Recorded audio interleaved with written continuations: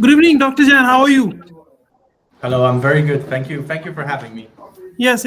We're going to start in next 2-3 minutes. I'm just waiting Yeah. for my dean, Professor Queenie Pradhan, and Professor Of course. Deepshikha Agarwal, who is the chairperson of Internship Placement Cell, to join. Then Of we course. may Well, start. once they come in, just let me know, and Yes. we'll hit Sure. It's good to we'll have hit the you ground running. online. Thank you very much. Yes. I haven't done a presentation in a while, and especially in Google Meet. So if there are any problems along the way, make sure to let me know. Yes, sure. Give me 2 minutes, we can start. Surely.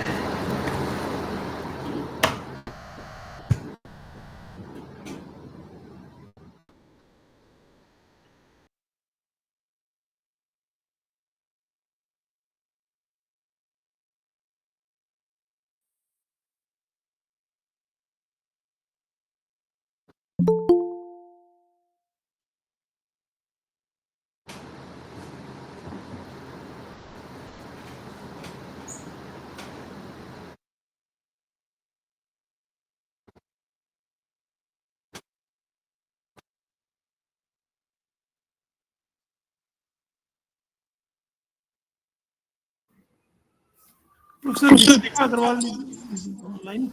She is the chairperson. Hello, ma'am. Hello. Hello. Nice to Hello. meet you. Welcome to our webinar. Very happy to be here. Yeah, we are also happy to Yes. have you. Yeah. With your permission, ma'am, can we start the webinar? Yeah, please, let's Yes, start. sure. Yes. Bharti, and Yes, sir. yes, please start. Okay, so first of all, I can see that there's 26 people in here already, and I would just like to say that I'm very much honored because I do understand that it's a Saturday night and all of you came to listen about energy law, which is a field that a lot of people still don't know much about, and I am very honored. And I will just try to present. As maybe not as quickly as possible, but I'll make sure to be concise. Also, if as I as I stated at the beginning, my experience with Google Meets is not that big. So if there are any issues along the way, make sure to let me know. Also, the way I'll try to present is I'll perhaps throw a question in at some time in order to keep all of you engaged. But also, if you have any questions to me, feel free to ask them.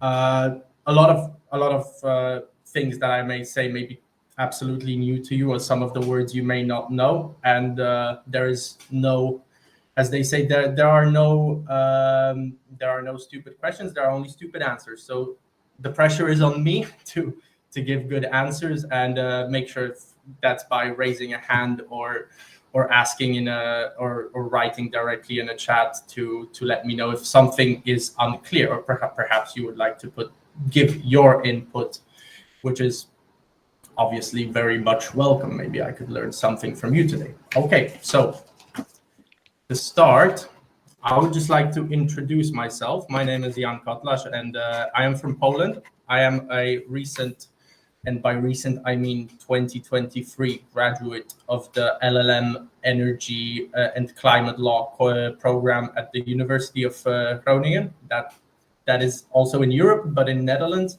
It's considered one of the top 10 global programs for energy and climate law. I also did a bachelor's at the same university in the Netherlands, but that was in international and European law, focusing mostly on the European Union law. So yes, energy and climate law, that's the diploma I have my master's in. I am, however, more of an energy lawyer than a climate lawyer. My field of expertise is more in the energy than climate field, although they overlap very often. And but I will, if you have any climate related queries, I will also do my best to answer them. And the way we're going to go about the presentation is that first of all, we'll do a brief introduction to what energy law generally is. Then we will go over to why energy law is important, which fields is it most important for. And after that, we'll also very briefly discuss regulatory instruments. So how is energy law implemented, by what means? And after that, so we will have the what, why, and how of energy law. And after that, we will move on to the career section. So I will briefly talk about the opportunities that may await people that specialize in energy law. I will try to talk about my experience because right after I studied, I worked for a year in the National Regulatory Authority, which basically oversaw compliance of market players with energy law in Poland. And I will try to give you any good tips that I may have. I will also try to be as honest as I can about what it's like to work in the field. I'm currently working. I stopped working there. I'm not working anymore in the regulatory authority because my goal is to go into academia. And that is why I'm currently working on my own independent research. So those are the ground rules for today. Does anyone have any questions before we start? No? Okay, all right. Just let me know. Let me see. Okay, so at first we're going to go to the definition of energy law. What is energy law? So a textbook definition is that energy law refers to the set of legal frameworks, regulations, as well as policies that govern things related to energy law, such as generation, distribution, consumption, management of energy resources, but also things like trade, which is also very important in current times, especially in Europe, where a lot of countries have interconnected markets, and there is a lot of energy, electricity mainly, but also gas trade going on. Energy includes all forms of power that is used to fuel our everyday needs. So that is electricity, heating, and transportation. And the sources are the traditional fossil fuels, coal, oil, natural gas, and renewable energy sources, which are by the day getting more important as the world strives to bring out the greenhouse gas emissions that are connected to climate change. So some of the renewable energy sources are solar, wind. This is a controversial one. The nuclear power. Some people see it as a gray field. It's not exactly considered renewable, but it is a clean energy source. But there are a lot of controversies attached to nuclear power, especially in Europe. I'm sorry, I'm going to be talking a bit from a European perspective because that is where I'm from. But you are always allowed to contribute. But we're not going to get into why nuclear is controversial or why it shouldn't be controversial. Let's just go on. So this is the definition of energy law. Energy law can be categorized as an interdisciplinary field. So what that means is that it is very, it operates at a nexus of economics, politics, and the environment. And there are a lot of other things that have to be taken into account when, for example, designing energy regulations. So there are things like environmental science. You have to take into account the economics, engineering, social justice, in order to reflect the complex nature of production, distribution, and consumption. The legal frameworks that govern energy and energy sources are not only traditional ones, such as property rights and contracts, but also it also covers broader issues such as climate change mitigation, which is an especially hot topic right now, sustainable development, and technological innovation. Can anyone here tell me what very important, speaking of sustainable development, what very important meeting we had, international meeting in the past weeks that can be tied to climate change mitigation? Anyone know? Yes. COP27. COP29, I believe it was. Oh, Also, sorry. Yes, but very good. It was COP, where there was an issue, of developing countries contributing. I believe it was 1.3 trillion US dollars to combat climate change, and I think this is also there are a lot of topics like that in energy law that can go on forever in terms of academic discussion. For example, that is, how do we go about developed nations? Should developed nations be the ones that sorry, let me rephrase that question. How should developing nations approach fighting climate change or mitigating greenhouse gas emissions the same way as developed nations? So, but that is some food for thought. If any of you would want to discuss that with me, I would be happy to after the presentation. Also, in energy law, we have something called the policy triangle. So basically, the triangle, as we can see in the picture, it just shows us that we have energy law and policy in the middle, and on the sides we have economics, politics, and environment. So these are usually the three interests that that shape energy law and regulation, and each one of them represents a fundamental aspect of energy governance. And there is a lot of trade-off.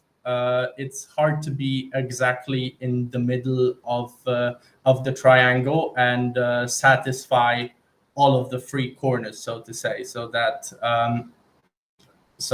but first, I would like to talk about more of them. I would like to talk about each corner in detail. So the top one, the economics one. So the economic dimension of the policy triangle, it basically focuses on the cost, efficiency, and the market dynamics of energy production. Think of energy prices. This is especially important for politicians because, in a lot of cases, in a lot of countries, especially in the EU, energy prices are something that can win or lose you the elections. So a lot of politicians nowadays strive really hard to keep them as low as possible. It's not always possible, but this is one of the aspects that is very, very important from a political point of view if someone wants to remain in power. The second one, politics, which is on the left corner. Here in the brackets, we have energy security. So basically, energy security is energy security is ensuring that our country can, that the state can satisfy the energy needs of the citizens. So yeah, energy security is one of the also one of the political priorities. It is very highly connected to geopolitics. Can anyone tell me of a situation where energy security, like a geopolitical situation where energy security of a country or a region was at danger? I'm thinking of one in Europe right now, but you are free to. The Ukraine and Russian war. Exactly. Ukrainian and Russian war. That is very interesting because for years, a lot of European Union countries, such as Germany is having big problems with it right now.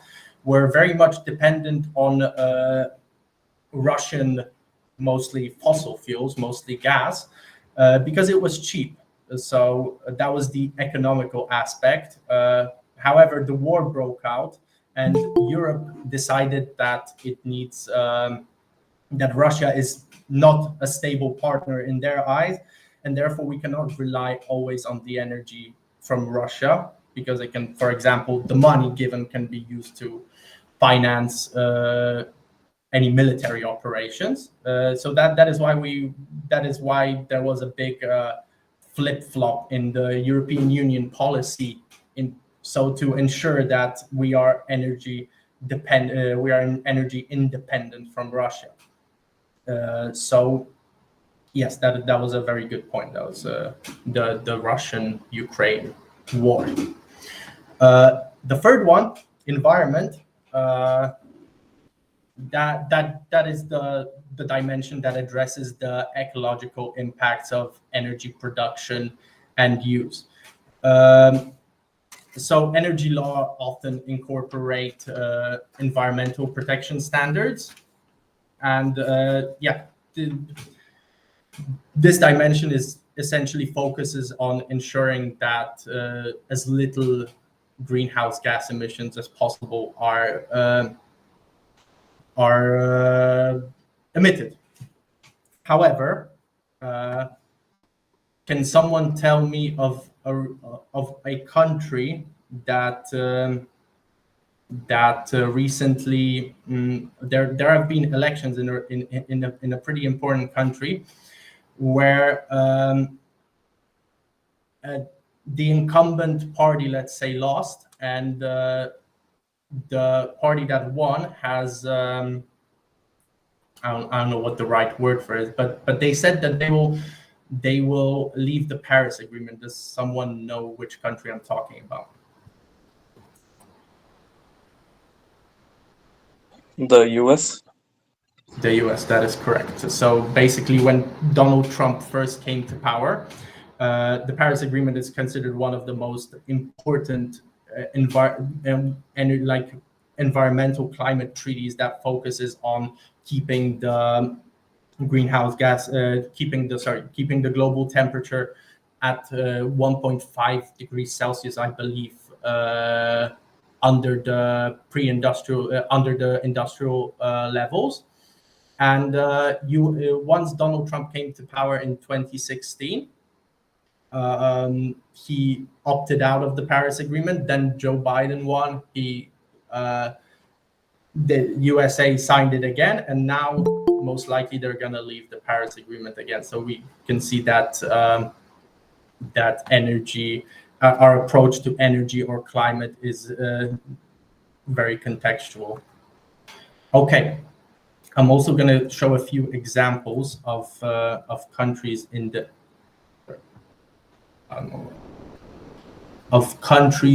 the EU. I will specifically focus on one country, Germany, which is also a very I just want to show a very interesting case of how a country's policies can change in a fairly short amount of time. So Germany, for context, has been one of the most one of the countries in the EU that put the most emphasis on fighting global change, on rolling out as much renewable energy as possible. They have been a front runner, but recently we in the European Union have seen a little change in how they approach it. So, for example, this was a big surprise. Germany. I just took a screenshot of a newspaper article. The German chancellor disagrees with EU fines for car makers who miss CO2 limits. So, for context, the elections are coming up in Germany, and Chancellor Scholz's party has not been getting great ratings, and so their approach in many environmental issues, energy issues, has been taking a little turn. And here we can see how sometimes we can move around the energy policy triangle to best suit our interests. Because, for example, here, this was from 2022, so it was only 2 years ago. The German chancellor was warning against fossil fuel renaissance. So he was presenting himself as a hard opponent of fossil fuel use and a big advocate of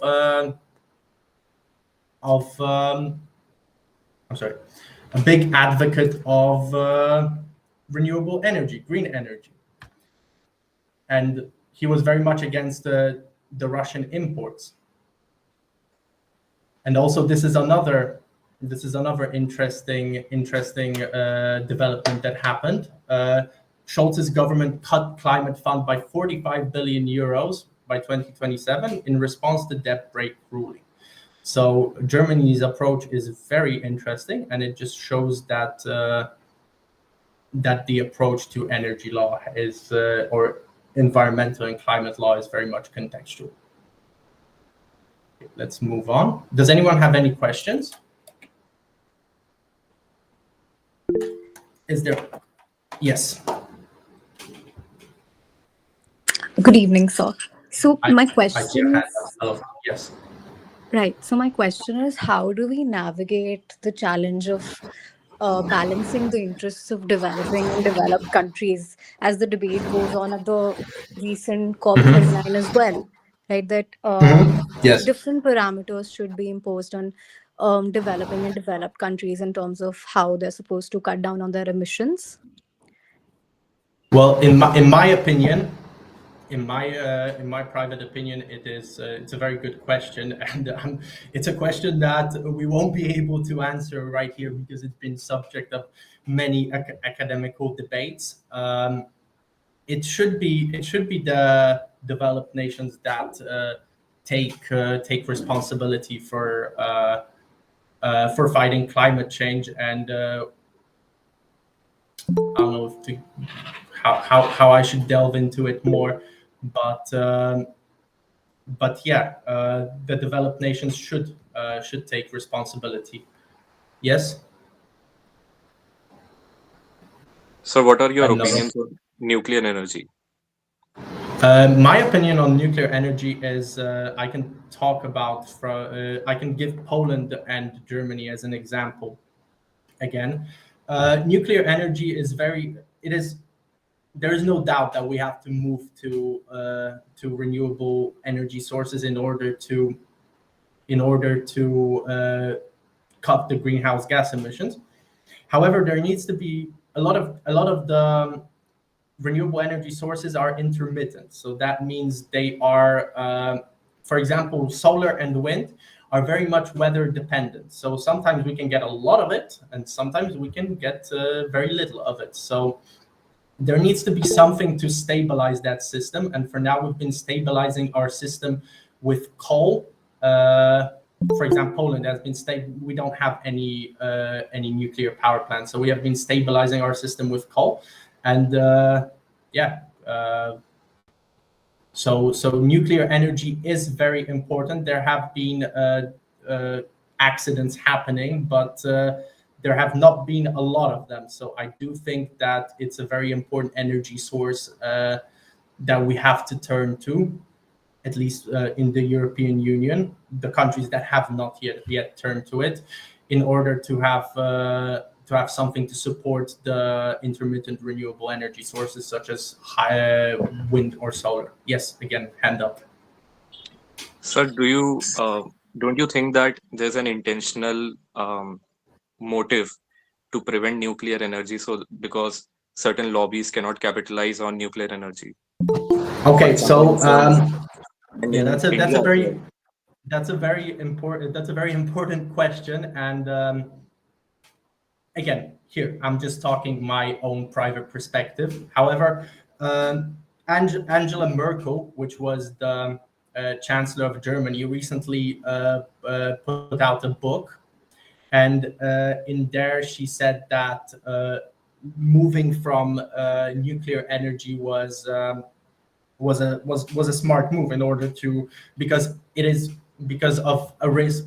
She wanted to decrease the risk of accidents happening, such as the Fukushima one or the Three Mile Island one. Sorry, but the truth is, most likely Germany. The truth behind the lobbies, anti-nuclear lobbies in Germany, was that they wanted to make space for Russian gas, which was much cheaper. So yeah, I do think there is, generally when it comes to energy sources, that also renewable ones, there's a lot of lobbying involved. So that is a very good observation. Okay, I don't see any hands, so we will go into the why is energy law important. And I just pointed out 4 main aspects, but the list is much longer. So the main one obviously is climate change, and the 31st century. We have seen a lot of debate, a lot of talks about getting global warming under control, and how do we achieve sustainability. Sustainability is a very important notion in energy as well as environmental law, I believe. So what does sustainability exactly mean? It just means that we satisfy this generation's needs without compromising the future of the planet, and thus the further generations down the line. So one of the tools is, for example, the using more renewable energy sources, which are much cleaner.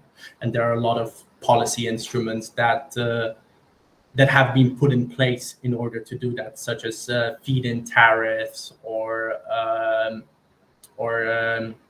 guarantees of origin purchase obligation. If you have any more question about like renewable energy sources, and if you want me to go more into detail with that, then we can talk about it at the end of the presentation. But yeah, the first thing that is obvious is energy law is in place to combat climate change. But it's not only a law relating to renewable energy sources, but also putting caps at the amount of the greenhouse gas emissions that we can emit. Yes, so that is the first one. The second one, which is very important, is economic development. So energy law supports economic growth by regulating energy markets, encouraging investments in energy infrastructure and innovation. It is very important because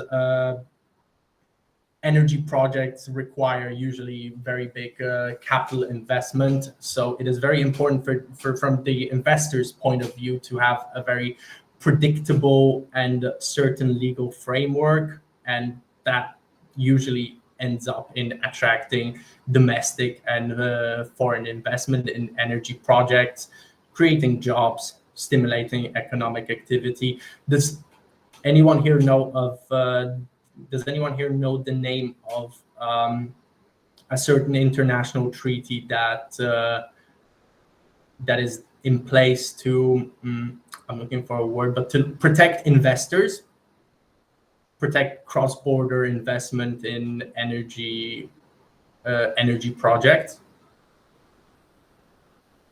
No, okay. It's called the Energy Charter Treaty. You can look it up. It's a very interesting treaty, especially in the context of, for example, the war in Ukraine, or how certain Russian assets are being seized in the European Union, or the demolition of the Nord Stream pipeline.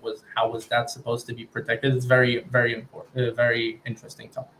So that is the second. We have fighting climate change and economic development.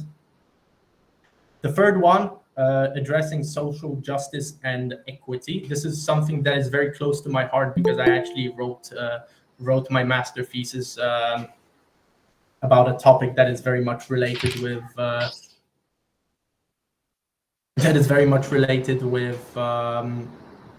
environmental energy democracy. I wrote about public participation. But when it comes to addressing social justice and equity, energy law should be there in theory, to make sure that the energy systems are equitable and inclusive. A lot of the people worldwide still do not have access to reliable and affordable energy, which is a problem that is known as energy poverty. Energy legal frameworks in many countries seek to combat this problem. For example, India, we have I'm not an expert on Indian law, but I believe one of the policies is called the Rural Electrification Policy. And India has done a great amount of the development in that area, because if I am not mistaken, I do not remember, I did not manage to note down the exact statistics, but right now over 90% of the population have access to electricity. Meanwhile, I believe 30 years ago it was still around 60%. I believe these numbers are close to the truth, but I am not fully sure. So yes, so energy legal frameworks also are there to make sure that the less fortunate ones are not excluded from the economic development and the great invention that is, for example, electricity. And the last one was navigating the interconnected global energy market. So this is more related to, for example, the European Union, because in the European Union we have a lot of countries. There are 27, I believe, countries. However, what the EU tries to do is they try to make all the 26 countries, I'm not sure right now, they try to make it into one internal market where energy is traded without any restrictions. So we invest a lot in interconnectors that are basically that interconnectors are technology that is there in place in order to have electricity go from country A to country B. And we have a lot of laws governing, for example, the trade of electricity, how it flows, how we manage congestions. If someone wants to know what a congestion is, I can get into that later. So yeah, that is mostly the EU, but I think generally in the upcoming years, maybe decades, I don't know, the world will go into that direction of connecting more and more of the electricity systems, because it maximizes social welfare. It just makes the energy cheaper. Okay, so before we get into career opportunities in energy law, does anyone have still any questions? Was something not clear? There will still be a little part for discussion afterwards, but maybe someone wants to ask something right now. Yes. Good evening, sir. Sir, I have a doubt. Hello. Sir, as the energy projects require a lot of land, labor, and capital, does it have certain safeguards that ensures the rights of the indigenous communities that occupy a certain area? in which the government would like to make that project. You asked a very important question, especially in the context of your country. However, I am not an expert on Indian law, but I'll try to answer. I will try to answer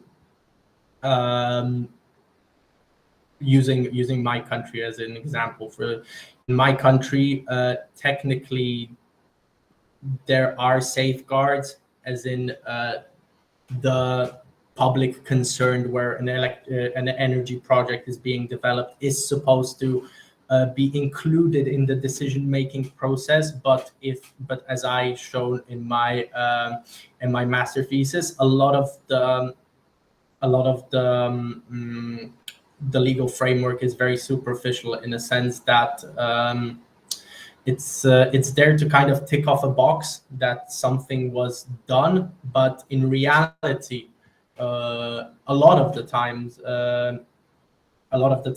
the society that is concerned with the or their land is tied to an energy investment. A lot of the time, they don't really have a big impact on how on the project itself. So. Yeah, I cannot answer with regards to India, but using my country as an example, that's what it's like. Yes. I'm sorry. I'm not saying your names when you put up your hands, because I cannot see. I have like a little bar, and I can only see like 2 first letters of the name. So. Shresht, you can just unmute yourself and ask the question. Yeah. Yes. Hello. Go ahead. So Hello. you talked about 3 dimensions relating to energy law, that is politics, economy, and environment, right? I would like to know, how Yeah. does energy law intersect with a dimension like international relations when a country is concerned? Could you repeat the question itself? I would like to ask, question. Yeah. how does energy law intersects with a dimension like international relations when a country is concerned? Well, I think that is very much tied. If we go back to the, we need to go to the policy triangle. Wait, sorry, I'm having a little trouble here.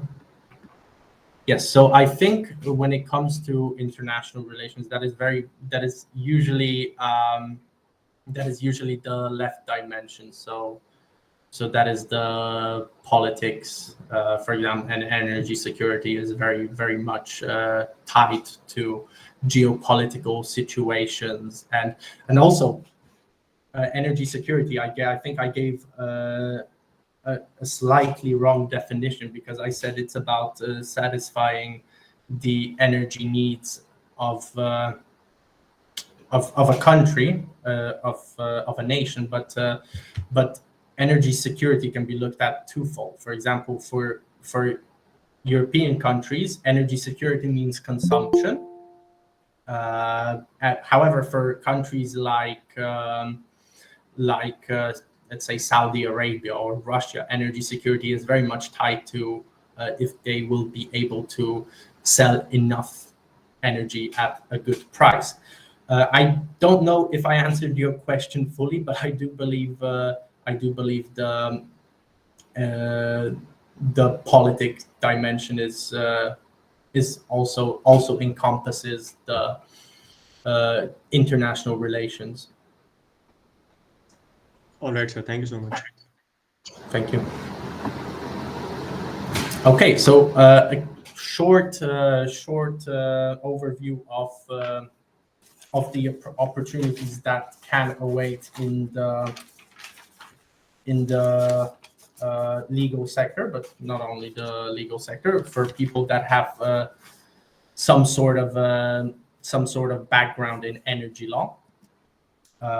There are, of course, opportunities in the private sector, and by private sector we just mean law firms. Usually, all the bigger law firms have a department that is focused on energy or environmental law, and having a background, I can tell you from my experience. I never worked at a law firm, but I have a lot of friends after my university that did, and having a background in energy law can be very beneficial in terms of employment in bigger law firms, as well as big consulting firms. So I'm talking about EY, Deloitte, although I'm not sure if Deloitte fully, if I know that Deloitte in Poland does deal with energy, but the PwC, they also deal with energy. So there are two options. One is in the private sector. One is two main options, I would say. One is law firms, where the bigger law firms have an energy law department, or consulting firms, where you're just going to be asked to advise on regulatory compliance, policy development, and you're going to engage a lot with the stakeholders, so the market players. That is basically just checking if companies align with legal requirement and sustainable practices, which is very important these days. The second one is opportunities in the public sector. I can say a bit more about this because I worked in the public sector after I finished my studies. So in India, I tried to look up what it's like in what opportunities would there be with a background in energy law in India, and I managed to find some companies. The main one is Central Electricity Regulatory Commission, which is the equivalent of where I worked in Poland, but also like state electricity regulatory commissions, public sector energy companies like NTPC Limited, Indian Oil Corporation, or Power Grid Corporation of India, which is responsible for mainly the transmission lines in the country. Also, Solar Energy Corporation of India and Energy Efficiency Services Limited. A lot of the times while working in the public sectors, when I started, I had this doubt that a lot of this is technical, but and that I do not have a background in engineering or anything like that. So my technical knowledge is pretty scarce. However, usually there are a lot of it's a mix, working in departments between lawyers and engineers, which can actually be a very fun developing experience. So you should not worry about that. Usually there will be people with technical knowledge that work with you, and it can make the process of working very fun and developing. The third one is NGOs and think tanks. Okay. So there are a number of NGOs that deal with energy, with energy regulatory frameworks. Some of the main ones in India are CEEW, but also the Energy and Resources Institute, so TERI. There's also Prayas, and what basically happens in those NGOs is that energy law professionals are engaged and analyze and advocate for policies to promote, for example, renewable energy. The main energy NGO, I think, to my knowledge, is the International Energy Agency, which has their headquarters, I believe, in France. So there's not only opportunities in India, in your own home country, but there are also vast opportunities abroad in Europe, for example. So these NGOs often work on projects relating to decarbonization, clean energy transition, community-based renewable energy initiatives. Really, the list goes on and on and on. And also, from what I've heard, working at NGOs or think tanks can be very you generally can learn a lot because you work with very seasoned professionals, and yeah, I think it's also a very good option. And the fourth one is academia. So that is the direction that I am going in. More and more universities are starting to have energy law programs because they see that it's an important field of research. And yeah, so if anyone has ever thought that they would want to work at a university or would want to do a PhD in the future, like after you're done with your current studies, then energy law is something that will gain more and more importance as the years goes on in the academic sector. And I think the big advantage is that there aren't that many energy lawyers, so compared to other fields. So I think it is something to consider, and hopefully I will be able to tell you more about it once I secure an academic position. But it's also something to think about. Okay, that was, I believe, the last slide. So thank you very much for your attention. That was my part of the presentation. However, if anyone has any more questions right now, I'll be happy to answer them. If not, you can contact me on my email address. You can also, if you look me up on LinkedIn, you can also add me on LinkedIn. Already some people have done that. Very, very nice. So yeah, thank you for having me. And if there is something more that I can add or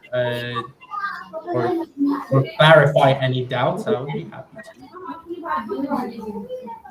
Yes, thank you so much, Jen. I like to ask one thing about Yes. whenever we discuss about energy law governance and the trade regulation in particular, I just wanted to understand that how should we assess the human right implications on the energy development in particular? Because I have throughout my research in the limited research in the energy law sector, I have understood that Yes. there not be much document on implication of human rights vis-a-vis energy policy. So do you think that there's a need for an assessment to work in this direction?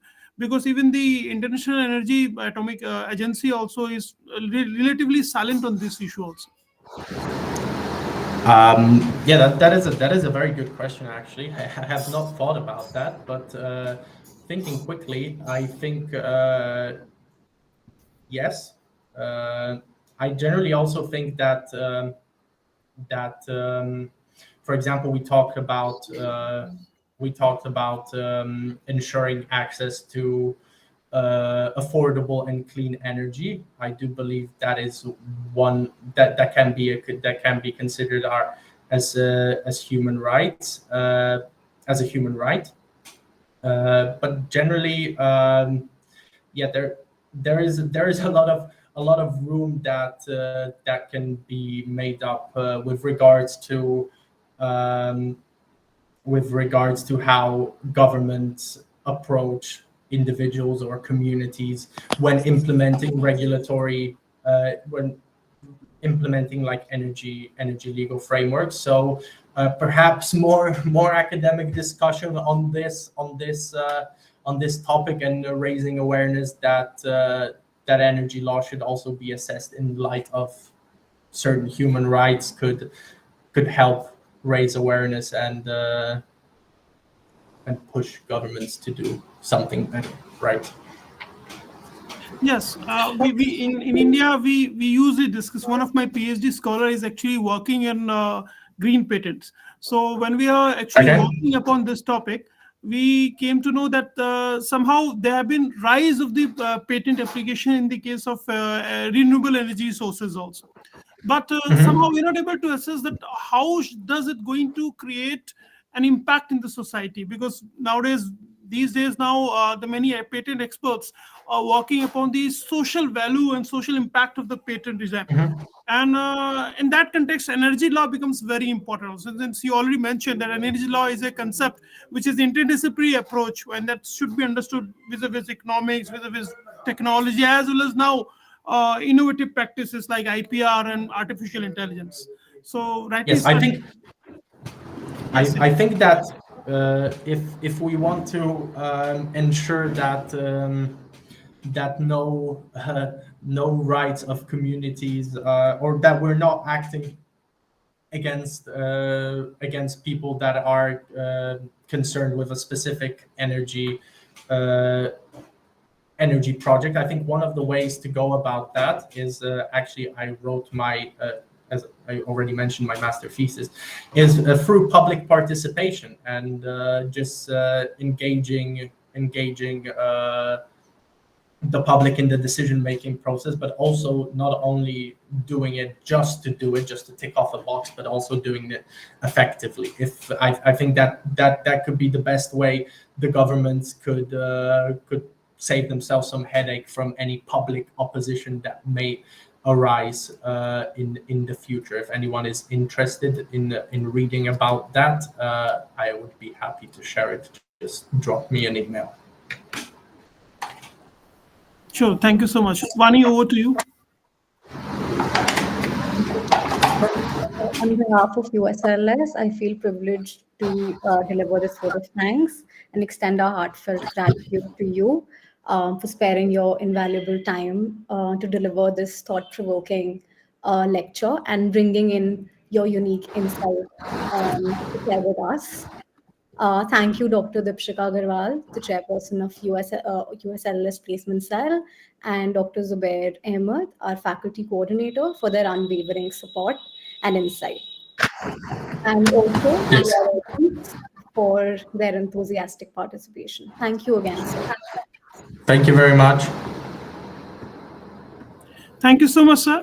Again, on behalf of CEL, it's a very holistic presentation given by you. And I'm sure my students will definitely learn something new from the energy law perspective and the interdisciplinary approach of energy law also. And also, yes. if I may add, as I said at the end, if anyone wants to ask something, if anyone wants to engage in any discussion, feel free. I would be very happy to hear from any of you. I'm sure you could learn something from me, but I'm sure I could learn a lot from you too. Yes, I think Mridul used to ask anything. Yes, Mridul. Sorry, sir, for asking this quite late, but I had a question. Like, since you're aware of, you know, in this particular field, so I needed to ask you that what do you think about this change from conventional petrol diesel cars to electric cars? Do you think it's a facade? Because as far as I have researched upon it, what I realized is that it's just again same thing as that we discussed with nuclear lobby, that another lobby is sort of taking over, and Toyota is not walking into the footsteps of this electric car change. So like since you're more knowledgeable on this field, so I would like to know your opinion on this. Okay, that's a very good question. I generally think that that moving towards electric vehicles will be needed in order to bring greenhouse gas emissions. But we also have to consider how we go about it and whether like stringent requirements. For example, the EU is supposed to, I don't know if this obligation is still in place, but I think it is. We will see how everything will change after Donald Trump comes to power again in January. I do believe we will not be making like petrol-fueled cars from 2035, if I'm not mistaken. So yeah, it's hard to really say, because the direction is right, but perhaps over-regulating and putting too stringent requirements could be generally detrimental to the climate effort. And also, coming back to professors' concern with human rights, there are also other things to consider, because like electric vehicles are not perfect. They have the lithium, from what I believe, from Child as far labor. as my knowledge goes. Child labor is Yeah, being used to. child labor, yes, that is a very good point. But also, I was thinking more in the direction of that batteries create a lot of there's a lot of battery waste, and it could be hazardous. And basically, Africa has, especially I think the Democratic Republic of Congo, has become a little bit of I'm sorry to use the word, but a dump for batteries. So E-waste yes, also with something very important. yes, exactly. So the direction is generally right, but I do have doubts whether the way we are approaching it is correct. Maybe it should be more stretched out in time, in order so that it's more organic, so that right technologies come into place, and we can do it with as little harm to others but also with as little harm to our economic development as possible. And think of, for example, we have smartphones. Like, it's not that anyone ever required that from a certain year we have to start using smartphones, right? It became a very organic change. So I think that is something that should be considered, especially especially by the EU, with its over-regulating tendencies. That is something that should be considered, whether even though, if we're, in my opinion, we're going in the right direction, whether we are actually doing it in the right way. No, Right, but I'm quickly interject statistically, here. I'm so sorry, Mridul. I'm quickly going to interject here. We are going to entertain one last question because we are already way over time. And If you have questions, then email. No problem. yes, Mridul, you can email us all of your questions and we'll compile them and mail them further to sir.